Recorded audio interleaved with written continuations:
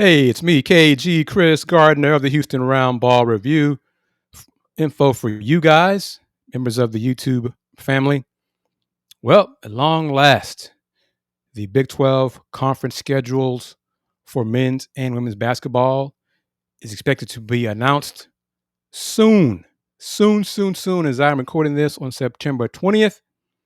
Sources tell me the Big 12 will announce/release the conference schedules for women's basketball on Monday, September 22nd, and for men's basketball on Tuesday, September 23rd. So keep that in mind, file it away, tell your friends about it. Chris said on the Roundball Review in the member section, women's conference schedule for Big 12 on Monday, men's conference schedule on Tuesday. So got that info to share with you, but I wanted to share this with you as well. Earlier this week, NCAA sports commissioners weigh revenue models, private equity in NIL era. CNBC's Alex Sherman spoke with three commissioners: Big East Commissioner Val Ackerman, ACC Commissioner Jim Phillips, and Big 12 Commissioner Brett Yormark at CNBC Sport and Boardroom's Game Plan Conference on Tuesday of this week. Among the topics they discussed was the NCAA's $2.8 billion settlement that's enabled paying players directly and the rollout of player revenue sharing. They also discussed private equity. Quote from Commissioner Yormark: "We explored private equity, traditional private equity. We looked at the debt market as well. I think if we're ever to go in that direction, and it's an if, it'll be a hybrid approach and very bespoke, where we partner with someone that provides some commercial expertise and resources, in addition to being a capital, not equity, partner, potentially.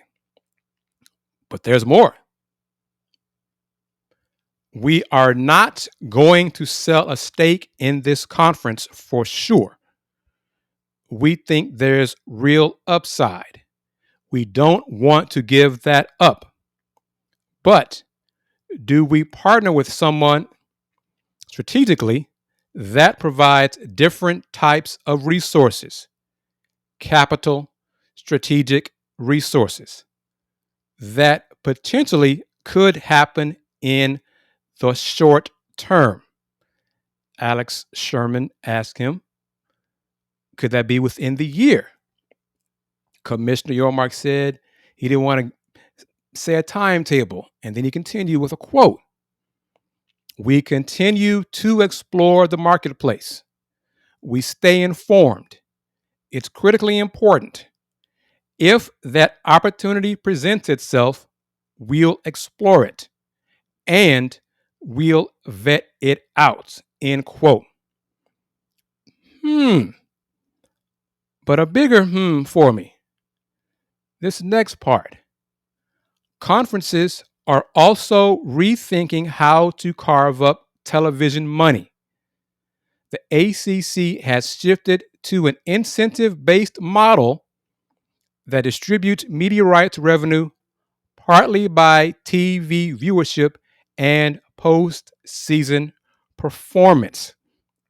Alex Sherman asked Commissioner Yormark if the Big 12 would do something similar regarding revenue sharing basically being an incentive-based model. Here's his answer. Yormark said the Big 12 may consider similar changes, but not immediately, given the integration of 8 new schools. Quote, "Not right now. We're going through a transformative period when you think about 8 new schools. Half our conference is new over the last 24 months. We've spent a lot of time on integrating those schools. And I think at some point in time, we'll have to consider it, but not right now. What do you think about that? In the future, the Big 12 conference going to incentive-based revenue distribution. Basically, like in the ACC, they do it, started this year. If a school has better TV ratings for football games over I think a 5-year, maybe 6-year window, the schools at the top in those ratings will receive a larger percentage of the media distribution that the conference receives. Same thing for basketball. If they have higher ratings for the TV basketball games, if they schedule tougher in non-conference, which generates better TV revenue, better TV ratings. Do you think the Big 12 should do that? One of the sticklers that the older members of the Big 12 had when the Longhorns were in the conference was how the Longhorns had their own network, how the Longhorns were discussing uneven revenue distribution.